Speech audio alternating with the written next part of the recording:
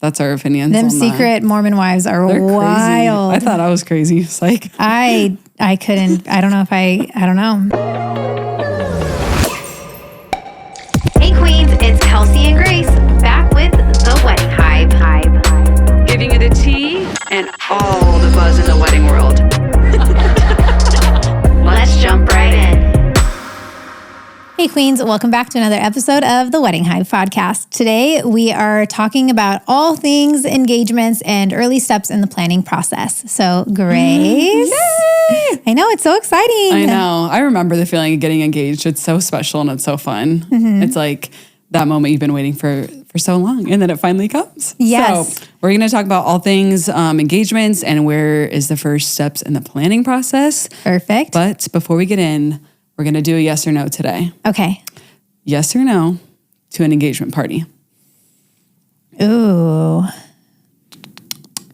You know, I think that if you're planning a very fast wedding in a very short time period, I would say no to an engagement party. Mm-hmm. If you're going to have an extended and a long engagement, then I would say have an engagement party, mm-hmm. even if it's like small with your friends and family. Yeah, I think they're really cute. I didn't have one, but I think they're fun if you're not like going out of your way and spending like a lot of money on them. Yes. I don't think it should be like a necessary, like, oh, you need to spend, because you already have the bridal shower, you're going to have the bachelorette parties. Like there's already other things you need to spend money on. So, like the wedding? In the wedding, like the whole freaking reason we're here. So I think if you do it like fun and budget friendly and like just like a house or like even like a barbecue kickback mm-hmm. or something, I'm for it. Yeah, I think if you keep it simple, sweet, cute, celebration, mm-hmm. then I'm all for it. I think it's adorable. So tell me about your proposal.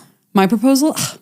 Well, it was in Sedona. Me and John always loved Sedona. When we first started dating, we would always go up there like any weekend we got the chance to go.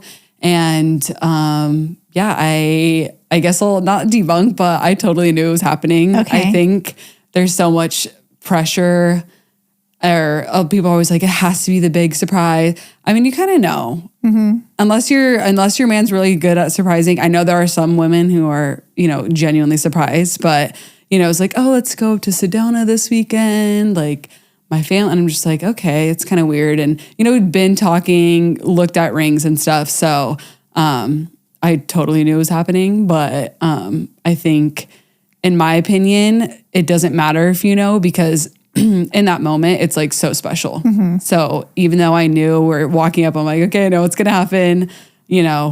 It's just that moment you've been waiting for so long and talking about. And I loved every second of it. And, and then that feeling after and, getting to tell everyone and do the FaceTime calls. So I think it's special. Don't put so much pressure on ladies. Don't put so much pressure on your man because they're already worried enough about, the proposal in itself. And I don't think it needs to be some huge elaborate thing in my opinion. Mm-hmm. I used to joke with him. I'm like, you could propose to me in an out parking lot. Like I'll say yes. Mm-hmm. But I loved my proposal. I just heard the cutest proposal last week. I was talking to a couple and they just moved to Arizona from super, super far away. So they drove from their previous home to mm-hmm. Arizona, and it was on the drive. He like faked having a flat tire. Genius. So he faked having a flat tire, like parked pulled off on the side of the road, went down and was like, hey, I need you to come over here and like see what's going on. And she was like freaking out. Oh yeah. And he popped the question. Oh. And her whole family knew. That's so cute. It was so cute. That's like exactly what I'm saying. It doesn't have to be some giant elaborate thing. Like that's mm-hmm. so cute and so special. Or like if you guys have some place you guys love to go to eat, or other things that you guys share together. Just I think as long as it's special between you two, that's all that matters. I was laying in bed and I was like, yo, you're going to marry me. You said, listen here. And he's like, what? He said, oh, shoot. Oh, we're doing this. And I said, yep, you're going to marry me. And look, 12 years later. And yep. I love Good thing he said yes. I know, right? So. What if he said no? How do you think there's that happens a lot? I don't know. Like proposals with no's? I don't think that girls should really die. Yes, I've seen it on social media, but I also don't really think that girls should be the one proposing. Yeah. I think, like, I love the tradition of, like, the guy going to her family or her parents or those, who raised her and asked for the permission for their hand. We, like we say all the time, I did things so untraditional. I think that if my son came home and was like, yeah, she's like, we're getting married, I'd be like, she's gone. Kick her out. She does not get to marry you. Oh my gosh. So, yeah. But alrighty, let's talk about announcing your engagement on social media. Should they have parties, private parties, like big social events? What are your takes on that? I think definitely when it comes to proposals, I don't know, how do you feel about like public ones or private like proposals? I think it gives it away when everybody's around, like to have a big gathering. I think it also depends on the relationships with the families. Like I would be so thrown off if both my family and my husband's family were all in one room. I'd be like, what are we all doing here? That would give it away. Toxica. Correct. This is weird. Leave immediately. So I think there's something to be said about like intimate, private engagements. But I like them. And then to have a party afterwards. Yeah. I couldn't imagine, like I said, just that moment so special if not being bombarded, but I guess it's more like the couple, like, you know, because I feel like a lot of girls, you know, talk about how they want to be proposed to their soon to be fiancés. Yes. Girls, we all know we do it. We all talk about, which I think is also normal and fine. I think, you know, being like, hey, I want it, you know, public, or I don't, or like, you know, make sure my nails are done or that kind of stuff, because, you know, you do want it to be special. You do want to look nice and stuff. So I do think though, and I could totally be hated on for saying this, but if you were doing all of these things just to have it flaunted on social media, your intentions are in the wrong place. Yeah, no, I totally agree. It's like ick. Yeah. It's gross. Don't spend all this money on a lavish party and all, you know, a million balloons and all of these roses for this, you know, picture perfect proposal just for it to be put on social media. Yeah, I know. I agree. I think social media too is like so big with that and proposals and the standards that they have now. And it's like, it doesn't need to be like that. I promise it doesn't. No, I agree. Yeah. And I think too, whenever you want to share it is, and also I remember I wasn't mad or anything, but I remember my girlfriend, we had called and FaceTimed her and she like immediately posted it on her Instagram story. And I was like, can you please take that down? Like, you know, and I don't think it's ever ill will or like intentions, but anyone, if you have friends, do not post anything until the couple has had time. Correct. Because that's definitely, it's almost like, you know, a baby announcement. You don't want that special moment taken away from you. And I know it's kind of crazy now that the world we live in, like, oh, it's just social media, but you know, you want to have your moment and, you know, in your time. I remember, you know, posting and just, you know, we were at dinner after and we're just like reading all the comments and people are texting us. And I think it's just special to leave it to the couple first to announce. And then of course, after, if you want to post and celebrate them, then that's totally fine. Yep. I agree. So you are engaged. Now what? First thing we always say is we harp on and get that couple email, an email that is created for you and your significant other to be able to have all of the information funneled through. That way it doesn't get lost in work, school, emails, all of the spam that you get. Just create one wedding email. Next thing is I would definitely hop on Pinterest, start trying to figure out what your vision is. What are you looking for? What type of style? All of those pieces. We did a daily buzz that goes kind of in detail with kind of going through that. So make sure you check out that daily buzz. Talk to me, Grace, your thoughts on visions, values, and priority in those early staging, planning stages. Planning your wedding's a big task. It's really a lot. If you, looking back, sometimes I wish we would have hired a planner. I did it you know, we gave ourselves so much time to plan, so it wasn't that bad. You know, we planned for like a year and 9 months. So, but it's a lot. And I think definitely in the beginning, having that initial sit down conversation with your now fiance of, you know, what is most important to us? Budget, of course. And then definitely picking the venue, because you really can't start any of the process unless you've picked the venue and of course, you know, solidified your date. And I think then the timeline just goes on from there. I mean, I want to say like the first thing we did was, of course, order like save the dates. I was always like, I'd rather give people more time than not enough. Start that guest list, of course, obviously. Yep. And it's crazy. I remember we thought we were going to have like this big wedding. And then by the time we kind of actually sat down and planned, it was like, wait, we haven't seen so-and-so in, a year. Yep. Or, we haven't actually, when's the last time we like went on, a double date with this couple? Yeah. And it's not that you don't like these people, but it's just at the end of the day, it's a wedding. It's not like a birthday party. It's not like you're throwing a Halloween party and it's like anyone can come, this is your wedding day. So make sure you're inviting the guest list that you think is going to just celebrate you guys and make your day the best it can be. Because, the guest list is going to make or break it, in my opinion. I absolutely agree. When you're thinking about your vision, are you wanting to get married in a church or are you wanting to do an outdoor wedding? Is your vision to do some type of destination wedding? Are you wanting to do something local? Some of those visions could include, are you going for more of a boho, a themed, a black tie wedding? What does that vision look like for you and your fiance? Values and priorities, I feel like those two kind of go hand in hand a little bit. With priorities, what is the most important thing to you and your fiance? Is it to make your guests have an incredible experience? Is it to have an incredible cake and desserts? Is it to have like top end bar services? Do you want a DJ or a band? What are some of those priorities for you?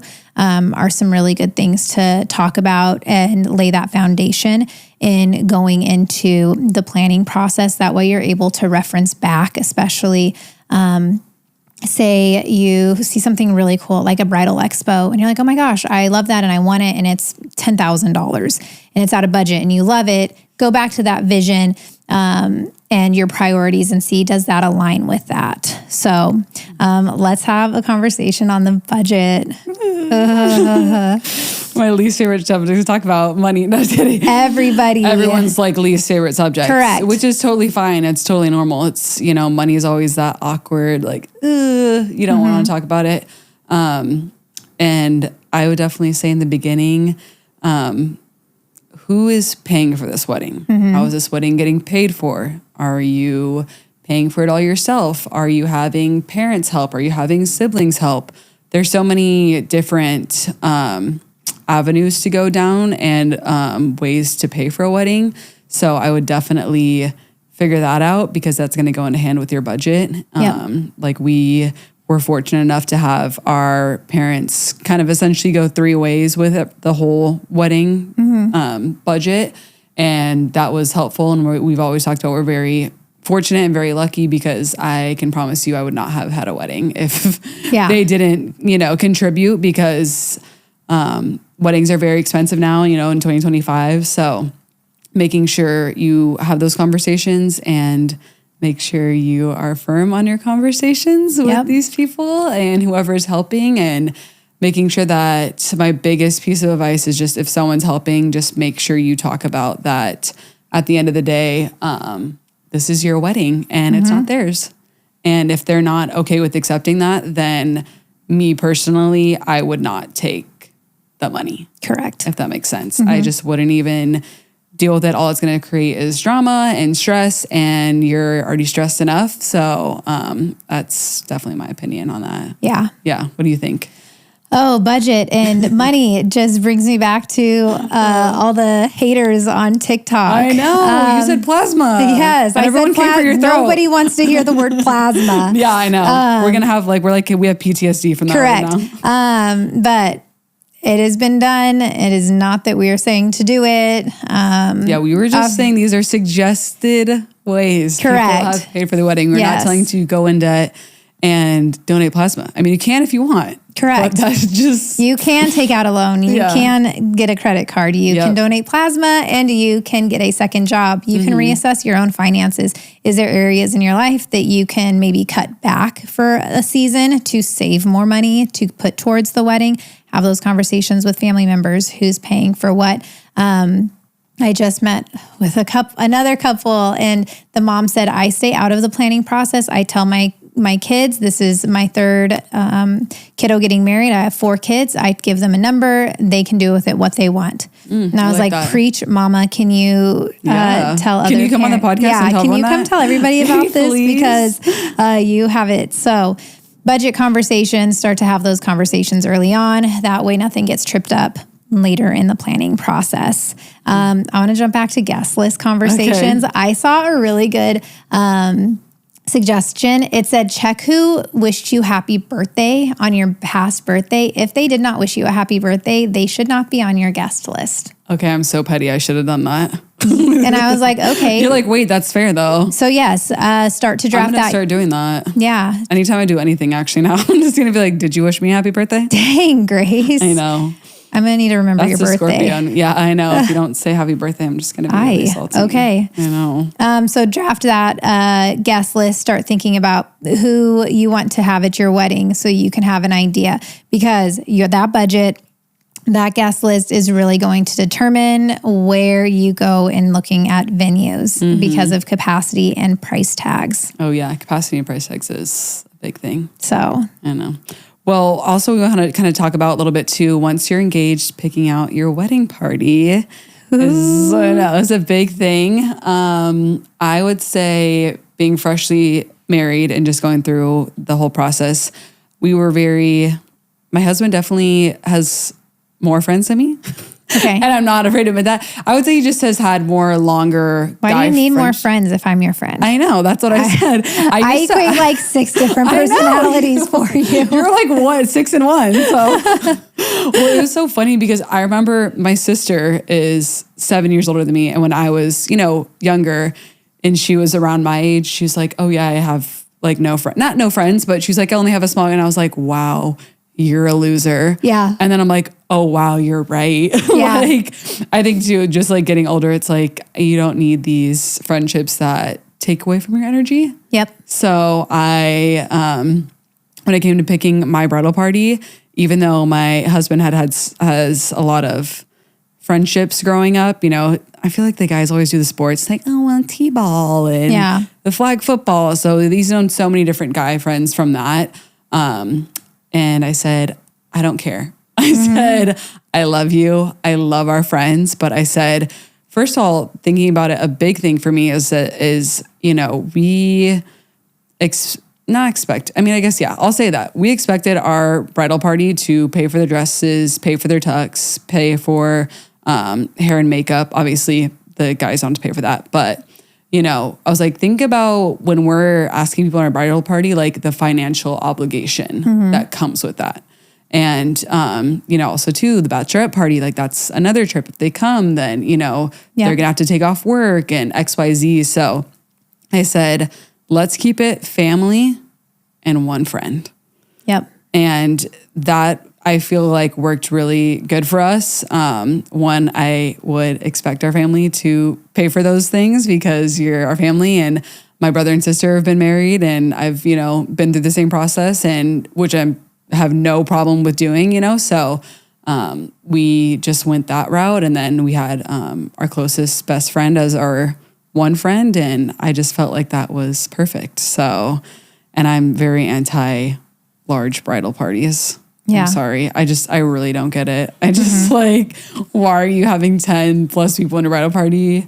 You can come for me. I don't see the point. Yeah. So that's my opinions on bridal party and picking out who you should have. But yep. I agree with you. I think it should be the people that are the ones you would call at 2 a.m. In a crisis, who are those people that have your back, celebrate, are going to rally around you and your fiance. I am completely comfortable with bridal party sizes being different, like on bride's side and groom's side, or on like each partner having different sides. Even? Yeah. Okay. I've seen that trending very recently, and I think that shows some authenticity to those people you want in them. Don't add somebody in your bridal party because you have to match what the other partner has. Yeah, actually, I love that. I didn't think about that. Because that was a big thing on mine too. I was like, because he had more friends, and I was like, I want it to be even. Like, and so yeah, I did pull that. I said, no, I want it to be even. But I mean, exactly, just because, sorry, honey, I love you. Yeah. But Sorry to the people she kicked out. I know. I had to profusely apologize to them. No, just kidding. Well, we had other ways we incorporated those friends. Like we had one was like an usher, and stuff like that. So we still had them in the wedding party, but it was just not in the bridal party. But I also feel like I've seen a lot of other people do no bridal parties. Yep. Which is, I don't know how I've had a few. I don't know how I feel about that. Really? I don't hate it, but I don't love it. I'm like, wait, but I'm also like very like my wedding. I did a lot of like the same like traditions and stuff, the bouquet, like all that stuff. So maybe I just like it because of that. And I guess I was like my sister's maid of honor, and I was in like my brother's, wedding as a bridesmaid. So I don't know. I think it would make me sad.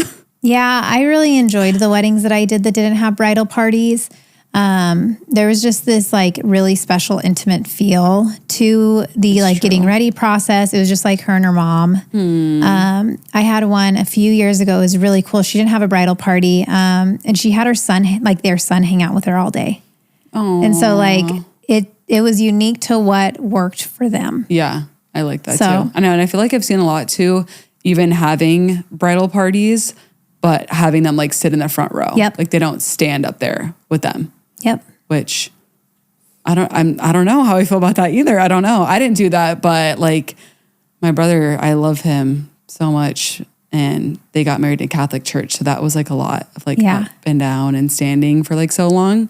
So that might have been nice if we just got if you could have just sat. I could have just like sat. I was like, wait, when is this ending? I was like, but let's talk about 45-minute ceremony. I know, like, and I just have never, I've never been to a Catholic wedding, and that it was, that's whoever, totally fine, but it was definitely different because I had been to most weddings. It was like 10 minutes and just rings, kiss, and we're done. So that was interesting to me. I was invited to a Catholic wedding, but I wasn't allowed in because I had pink hair. Because you had pink hair? Yeah. Oh, shoot. I didn't fit the... Oh, they said... Sinna. I know. Wait, talking about churches, guys, I'm sorry, we have to talk about this, but Secret Lives of Mormon Wives. Screw Demi. We literally hate you. I'm sorry. I can't. I thought Whitney was the worst. She's terrible. She was a walk in the park compared to Demi. I know. I don't know what was up her asshole, but it got to her head that she was the fan favorite. I could not believe, my jaw was actually on the floor when I heard that she tried to kick Jesse out for more money. I was like, yes. That, and then she's like, you guys literally don't even care about me, but you just try to boot her. Correct. So what kind of friend are you? What do you mean? You're a backstabber. I know. She's the worst. No, she is the worst. And then she tried to silence Jen because of what happened in Italy, which I don't know. I watched the Italy episode. Oh yeah, I didn't watch it. Yeah. The sketch? I don't know. I don't fault Demi for the conversations she was having with Marciano. Okay.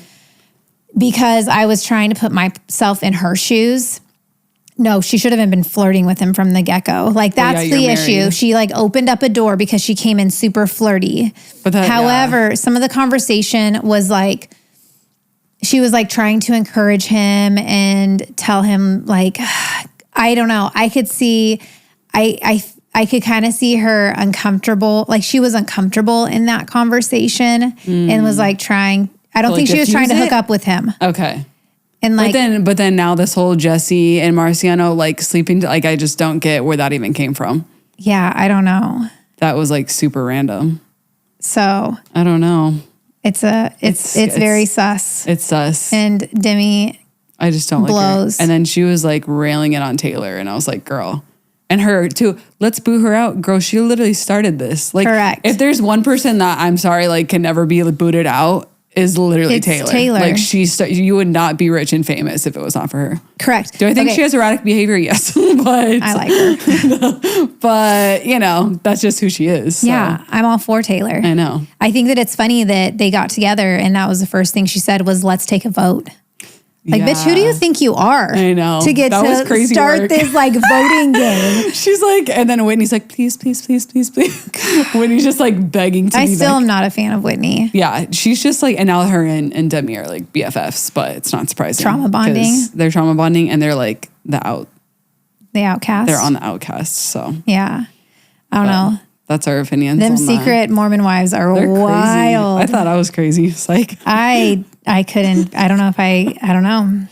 Well, yeah, and like we were talking about, like the Catholic Church, like you went in and like you couldn't go in, and like they're so strict about their rules. I'm just like some of the stuff. I'm like, what is going on? Yeah, I'm like, I cannot believe I'm watching this, but that's why they're on a reality TV show. So because they're wild. Go get them, Tiger.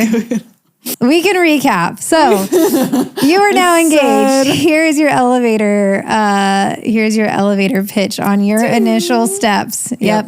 We're going up, baby. We're not going down. Why is your elevator going down? I don't know. It's going all the way up to the penthouse suite, baby. Yes. So sit down with your fiance, talk about your vision, your values, those priorities. Start that budget. Start talking about it. Rough draft the budget. Who's paying for what? How are we going to pay for it with that timeline? Draft your guest list. Start to think about those people that you absolutely know you want there. Consider hiring a planner if that's something that you think you're going to need help with. And book vendors too. And those vendors, start looking at those vendors. You have someone you want. You are going to have to start with your venue.